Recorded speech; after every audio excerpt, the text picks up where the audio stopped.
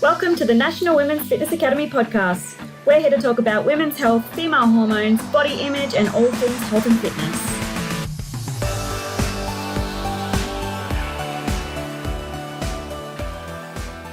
Hello girls, and welcome back to another episode of the Women's Fitness Academy's podcast. I'm your host, Siggy, one of the WFA's educators and a women's online coach. Today, I am joined by the lovely Georgie. Georgie, welcome. Thank you very much. Good to be here. Good to have you. For those who don't know Georgie, please introduce yourself. Let our listeners know what is your style of coaching and what got you into the industry. So I guess, I'm Georgie. I am almost 23. I'm a women's online fitness coach and have done that for, coaching over probably like 15 months now. And then slowly, as you kind of do, transitioned into the online coaching space. Although I have to say it was really felt like what I needed to do because I am very much focused around a holistic approach to coaching. So I did a course on mindset and became a certified health mindset coach and really started to see how the foundations of mindset, training and nutrition all are so important in a woman's really unique personal health and fitness journey. So that's really my style of coaching, I guess, is a very well-rounded approach, very kind of sustainable, balanced approaches to have you getting results that last for the rest of your life. Yeah. I love that. Now, is that an approach that you have with your own life? More like a balance type of thing? I definitely try to. I was actually speaking on my stories today and saying that I have been off the gym for 2 weeks because I got my wisdom teeth out recently. And getting back into it, I was already I could see that my mindset was kind of quite all or nothing. Like, okay, if I don't go back and get back into what I was doing, then why should I even go at all? And it kind of, you learn, like when you do a mindset course, for example, to pick up on that and challenge it and kind of ask yourself some questions around, why am I feeling this way, and unpack that and basically do what I would do with my clients. Have to do that with myself sometimes too. So I do try to kind of really live a balanced lifestyle because I love to go out with my friends. I love to have a few drinks when I feel like it. I love to enjoy sweets. I'm a huge chocolate lover. And I love to lounge around and watch Netflix, but then also know that for me, I value my health. I value and enjoy going for walks and being strong. Absolutely. Empowerment. That's one of my main things too, feeling empowered as a woman. I'd like to say that I live that for myself too. I love that. That's so good that you also mentioned that you caught yourself in that mindset of that all or nothing post the wisdom teeth, because I literally had a conversation, similar conversation to this with a client of mine who was quite sick over the last couple of weeks. And she said that she's just going to wait till Monday next week to go back into the gym. Mm-hmm. That all or nothing. If it's Wednesday today, I'm just gonna wing the next few days and then start fresh on a Monday. And I challenged her. I was just like, why the Monday and why not start tomorrow? And she paused and looked at me and she's like, you have a good reason. Like, why do I need to wait till Monday? I'm like, yeah, why do you? Yeah, exactly. That's exactly it. Yeah. I love that. It's so good. So now that we have a better understanding of what it is that you value, this is what I'm picking up anyway, that it's the strength, the empowerment side of things. It's more having a good understanding of the mindset with the nutrition side of things, Which is awesome because I've noticed there has been quite a bit of a gap in the industry where everyone is striving for healthier habits, healthier lifestyles, but they're not really uncovering of what's actually happening beneath the surface. Like it's very surface level, stuff. Like, yes, you can get your training done. Yes, you can do meal prep. But like you said, no one's really being challenged about our belief system or noticing the language that we're using. And I think that's really cool that you're doing that. So while we're on the topic of the mindset, what are some things that you've overcome yourself regarding that, and now that you're helping your clients do so as well?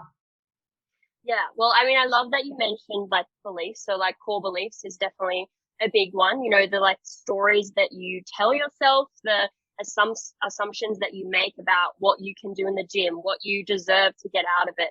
And even like the assumptions around what other people will think of you. And, you know, there's so much external bullshit that can get in the way, to put it frankly.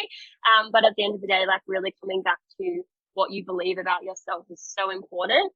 So I would say like in terms of overcoming things there for me, it was definitely overcoming like the mindset that I needed to kind of do things a certain way. So in terms of like training, for example, I've always kind of thought, okay, well, if I'm doing powerlifting, then okay, I've got to be a powerlifter and that's it. Or if I'm training to build muscle, then I'm doing hypertrophy and that's it.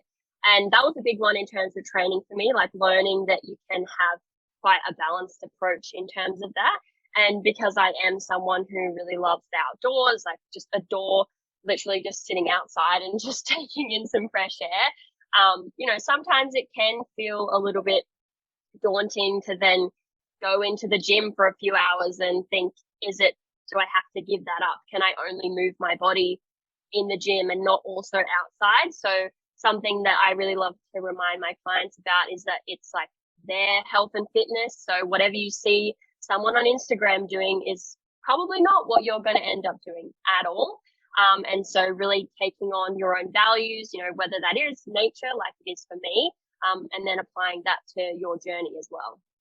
Yeah, I love that you mentioned that, especially in terms of movement, because with social media, we tend to see someone do a certain thing. And if you're not doing it, you question yourself and you're wondering, oh, should I be doing that? Like, why am I not doing that? And again, it comes down to that comparison, realizing, oh, am I not doing enough? Or do I need to do a little bit more? And again, it comes down to the individual person and realizing, hey, like what you're doing right now is good enough, instead of you having to go and do everything that whatever every person is doing, because you don't know what's happening behind closed doors. You don't know why they're doing that certain thing. And if they're actually performing that because it is their daily routine, or it's just a video for the likes. Yeah, exactly. There's actually this kind of idea that I learned when I did this mindset course. And there was some research around this as well, but basically what it said was that once you have taken like the first step towards something, so whether that might be like booking a call with a coach and just seeing what they're about, you're actually like 20% of the way. Like you honestly have made a huge leap when you've just taken that first step, because you've really started to get that momentum. It's just often like getting started, like it was for me, getting just back into the gym for even a few sets, can really just get things rolling, and you start to realize all these beliefs that I had might not have necessarily been true, which can be like so empowering for you. So empowering. And I love that you mentioned that as well, because I read a study the other day and they mentioned that 85% of the thoughts that we have do not come true. 85%, like it's such a high number. And all these wonderful thoughts that come into our heads, all these assumptions or limiting beliefs, they never happen. It's just stories that we keep telling ourselves. And again, it comes down to that fear of actually putting yourself out there, and either it's hiring a coach or going back to the gym after being sick or having surgery. It's those little things. And I love that you mentioned how it only, it's already 20% of, you know, that journey of them actually stepping forward and taking initiative, which is awesome.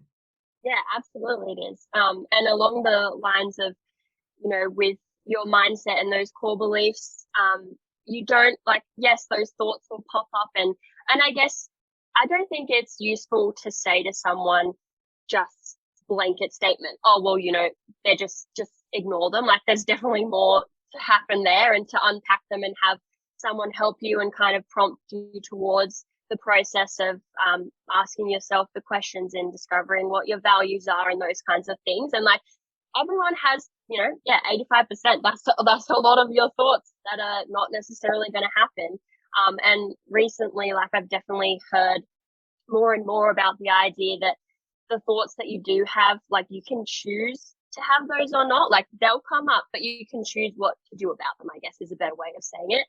And that's really helped me personally in my own kind of mental health journey, is to understand that even when thoughts do come along, like I can actually, me, Georgie, kind of think about them, observe them from like an outside perspective. Like when you're meditating and those thoughts come in, you thinking about them is actually the person there that can, decide what to do with them. You have control over what actually comes out of those thoughts, even though they'll pop up without you wanting them to. I think it's, really, again, empowering to know that you can do that.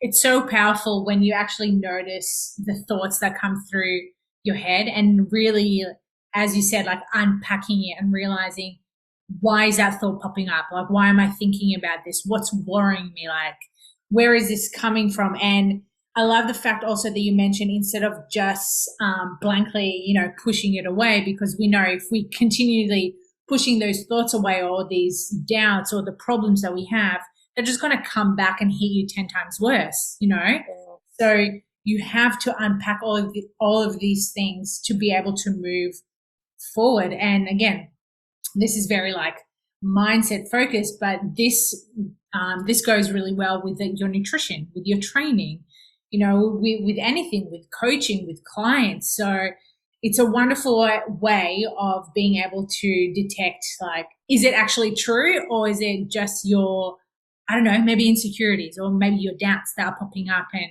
you're having to uncover and go, okay, like let's face this. Yeah, definitely. There's something when you mentioned, is that actually true? I think it's Mo Gaudout that talked about, he does like the happiness equation. He talks about that a lot. And he mentions like this kind of 3-step process in terms of when these kinds of thoughts pop up. And the first question is actually to ask yourself, is it true? Because a lot of the time it probably won't be like, oh, everyone's going to think I'm so awkward in the gym because I don't know how to use the equipment, and like they're going to laugh at me. And if you ask yourself like, well, is that necessarily true? A lot of the time you might be able to say no, like they're all focused on what they're doing. To be honest, they're not going to be laughing at you, and they would have been there once as well. So they completely understand, especially, if you're in a good environment. And then the second question is to ask yourself, okay, well, if it is true, because if it's not, you can kind of move on. If it is true, you can ask yourself what you can do about it, if there is anything. And then the last question, if you can't do anything about it, but it is true, you can't do anything, to ask yourself, can you accept it? Can you actually find a way to be at peace with it? You don't have to like that it's happening. You don't have to necessarily be okay with it, but can you just live knowing that that's happening, knowing that that's a thing, and just try to kind of live in spite of it, I guess. So I really love that kind of process. I often use that. I have it like in my notes on my phone. And when something, goes wrong, or I have these thoughts that keep popping up, that's something that I like to ask myself. I love that. So to recap, the first question was, is it true? Mm-hmm. What was the second question? So if it is true, can you do anything about it? Yeah. And the third one? And if you can't do anything about it, can you accept it? Ooh, yeah, that's powerful. It's really powerful. I would definitely recommend listening to Mo's episode. I think it was with Stephen Bartlett on the Diary of a CEO. Yeah, the happiness equation. I don't think that was the name of the podcast episode, but yeah, really, really good stuff. Yeah, I love the guests that he has on that podcast. So powerful. Me too. Yeah, it's awesome. Every week I'm listening to that. So I love it. Such powerful questions. I swear, I think everyone should challenge those thoughts, and especially regarding is it actually true or not? Because most of the time, as we mentioned before, it's not true. Yeah, definitely. Yeah, no, it's so powerful. And then another kind of, I guess, framework I like to use, if it's more relating to like behaviors, and this is actually something that is from the mindset course that I use a lot with my clients, and something that anyone listening to this could probably find useful as well, is to kind of just, again, prompt yourself when, you might find yourself going, when you go home, into the pantry straight away, and then really sit down, like write it out on paper, because you probably won't do it otherwise if you just kind of say, oh yeah, I'll do it later and I'll think about it. Get out a pen and some paper, or at least your notes on your phone, and ask yourself, like, leading up to it, what happened, who you were with, where was it, how you were feeling, what you were thinking. Those kinds of questions can be so powerful in just like figuring out like what led to this. And then again, ask those same questions during, okay, where was it, when was it, who were you with, etc., etc., and then again afterwards, so you can see kind of like the timeline of when undesirable behavior, and we know that behaviors and habits end up becoming our results, really. So almost 50% of your daily life is habits, made up of habits. So you want to be, utilizing those. So we want to be able to unpack and discover what's going wrong with behaviors, especially when they're repeating over and over and over. And of course, we can also use positive things to help us reinforce positive habits and behaviors as well. Yeah, so powerful. I don't know what the percentage is, but I did hear the other day that our behaviors and the habits are repetition of the day before. So every time you do a certain thing, you repeat it the next day. And obviously, to break that pattern, you need to challenge yourself and do something completely new. And most people don't like doing new things because it's scary. It's definitely uncomfortable, So, but as you mentioned, the more of those challenges that you face, the better you're going to be understanding yourself and be able to overcome that as well. Yeah, I completely agree. And I remember before you mentioned, like, what have I had to overcome personally? And just in talking about this, I've thought about the last year was when I really started to actually feel like, probably more in terms of my mindset, that I started to make progress, and then saw that kind of manifesting in my nutrition and just like my daily life, my lifestyle. Because I really felt like for a long time that I kept on saying, first of all, I'll be happy when, which is not a good kind of idea to have in your head, that I'll be happy when this happens, because at the end of the day, like, you'll get there and then there'll be something else. And you don't want to be living for the future. You want to be living for the now, because the future isn't guaranteed. And yeah, I really found myself saying, I'll be happy when I'm a personal trainer. And then that happens. And then even though I love it, you do have struggles, and having your own business is really hard and you wear a lot of hats. And then also I found myself kind of repeating the same thing every Sunday. Okay, this week, tomorrow, I'm gonna be on it. I'm gonna start tomorrow, and it's gonna be a perfect week. I'm gonna get it 100% of the time, every single thing. And for all the time that I kept that kind of mindset that I had to be perfect from the start, I never got anywhere. I was just going in circles and circles and circles. And then eventually I allowed myself to start to build things up slowly.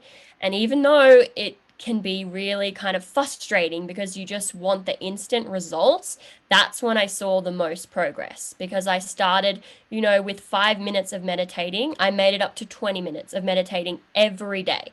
And it has changed my life, honestly, really has made me a lot more like in tune with myself and my emotions.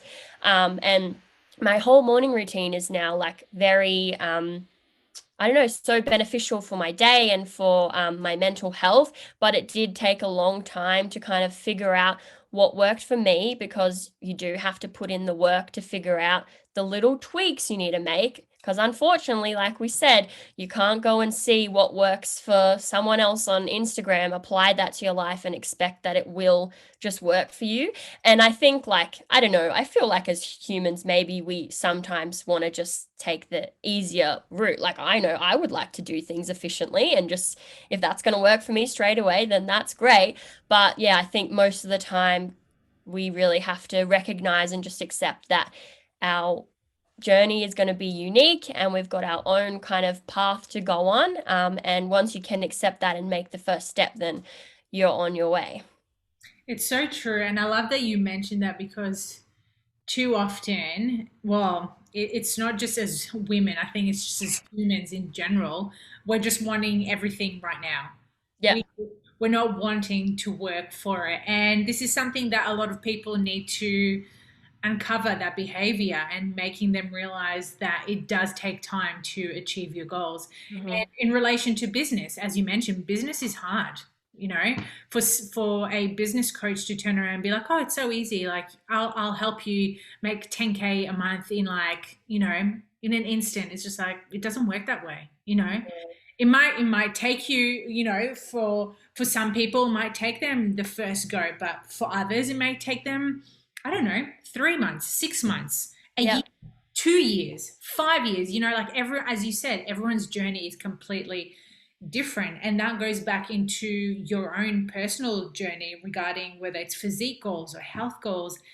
You just don't know where that path is going to take you, and it's not always linear, as they always sell you, from downwards all the way up. But you might hit, at the top, and then all of a sudden you're rock bottom, and it's just like, far out, how do I get out of here? And again, you're just going to have to take those little baby steps as you go.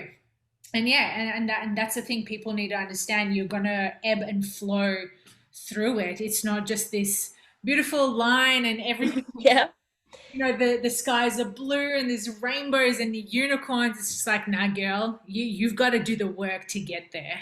Yeah, absolutely. I mean, whenever I hear the word linear, it's funny because I always mentally picture, like, if I'm doing a check-in with a client and we're maybe looking over the last few months, if they've been in a weight loss phase, it just always, I think of like the dots of like their weight kind of coming up a little, down, a little up, a little down, little up, little bit more down. And it's just like, and then I'll say like, look, it's a trend line. Like, it's not from point A to point B, because everything that gets you results happens in between that. And unfortunately, it's the way of the world to kind of be sold the end result. Like, with testimonials, you'll see the before and after, and it's just like, bang, boom.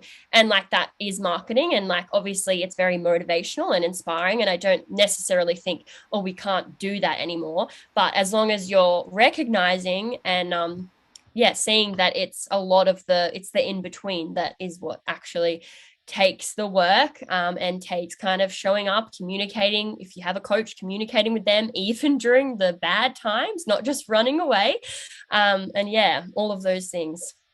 I love that. And you know what? The in-between work is probably the best work. And that's when clients, even like on myself, like with the work that I do, is just noticing like how far you've come and what you've achieved in certain periods of time where it was really stressful, or you didn't want to get up and do the work, but you ended up doing it and it ended up being a really good day of work. So it's, having those, I guess, those daily wins.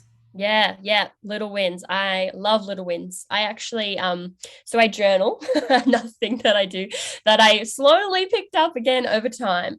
It started with like, trying to just write on paper, and then that didn't really work. I actually then created my own journal and started selling them because I thought, wow, this is awesome. I want other people to be able to do this too.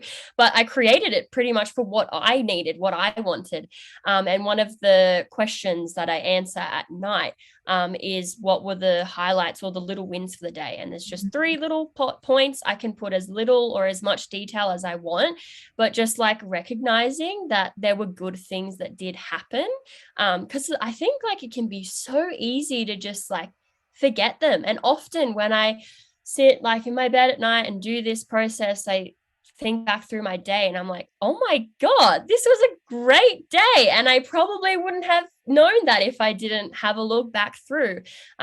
Same with check-ins, like checking in with coaches that I've had, or whether that's checking in with my own clients as well. And just like seeing them realize what achievements they made during the week. And it might only be something small, but it might have been something they'd been trying to do for years. And then it's like, hey, like, you got here. That's awesome. Like, recognize that. And kind of just celebrate the little things. 100%. Celebrating the little wins are probably much better than just one big win, in my eyes. I would agree. Yeah. And it's actually another framework. I'm giving you many today. All the frameworks from mindset coaching again is smarter goals. So it's a little bit different to SMART goals. I won't go through all of them because smarter, there's a few words in there. But the first one in terms of like setting sub goals and then actually also setting like small wins in terms of that. So like when you break down a goal, then those kind of do become little wins. Like it might be that your goal is to deadlift like 100 kilograms, but then you set a goal to kind of add maybe 5 kilos every 2 to 3 weeks or whatever it is, or maybe 2.5 kilos every week or 2 reps every week, whatever it is, and kind of like break it down so you don't just have like this end goal in mind and then sort of the 12 weeks, 10 weeks goes and you're there and you maybe haven't got there and you don't really know what's gone wrong. But when you really break down a goal into smaller weekly or monthly segments, then you can actually use that to also stay on track as well. So it's not just about like, yeah, it's awesome to recognize your achievements, but it also actually helps you to stay on track. It reminds you that, hey, this is something I value. This is something that I care about, and I'm going to continue, therefore, to engage in this behavior. Yeah, I love that.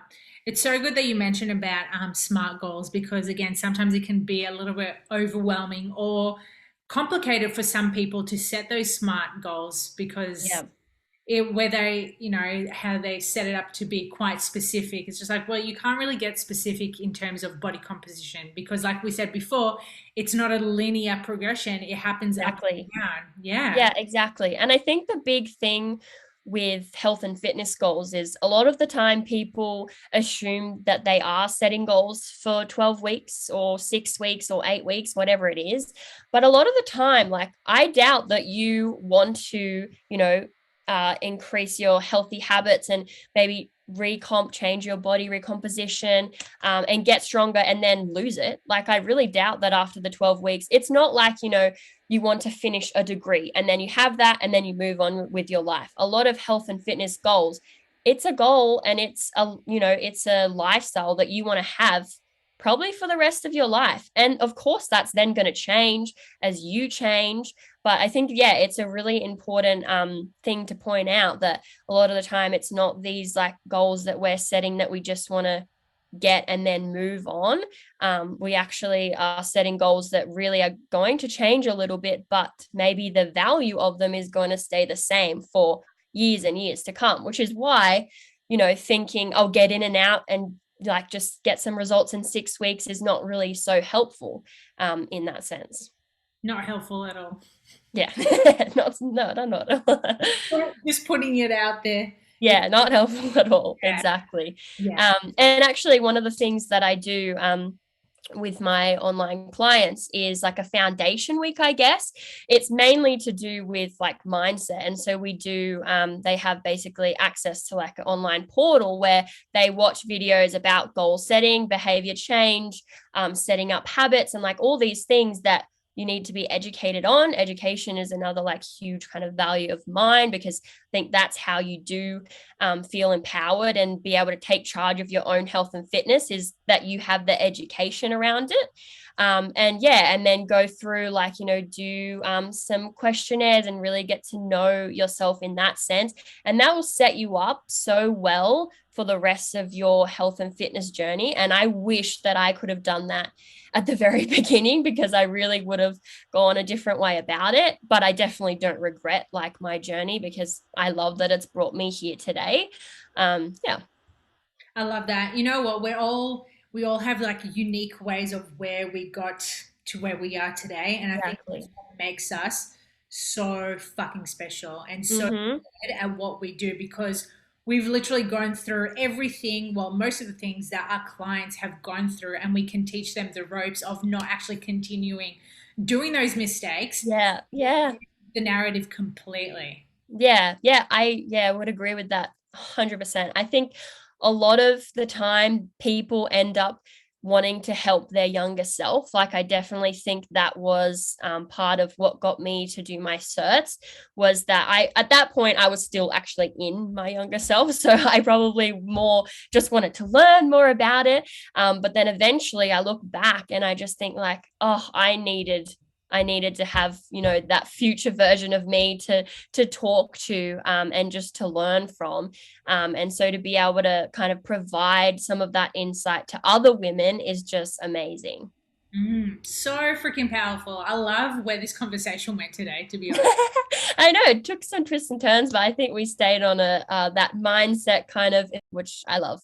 Before we finish off, where can our listeners find you? How can they work with you? Yeah, so if you want to learn a bit more about my coaching, georgiesayers.com is probably the best place to go, or GFit by Georgie on Instagram is my coaching page. But you can also find a bit more about like me, Georgie, myself, at Georgie Sayers on Instagram. Love that. Awesome. Awesome. Well, thank you so much for joining me today. Thank you for having me. This is great. I was so excited to do this podcast because I knew we'd be talking about topics that I am just so passionate about.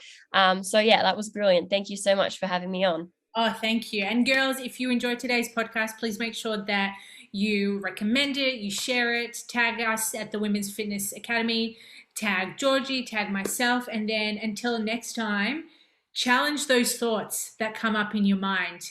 Have those 3 questions that Georgie mentioned earlier in this conversation. If you forgot, rewind, note it down, save it as your screensaver or have it in your diary, and literally question yourself every time a doubt comes in or certain limiting belief, and be like, ooh, what is this telling me? What is this trying to teach me? And you know what? That's going to be a really wonderful way for you to grow.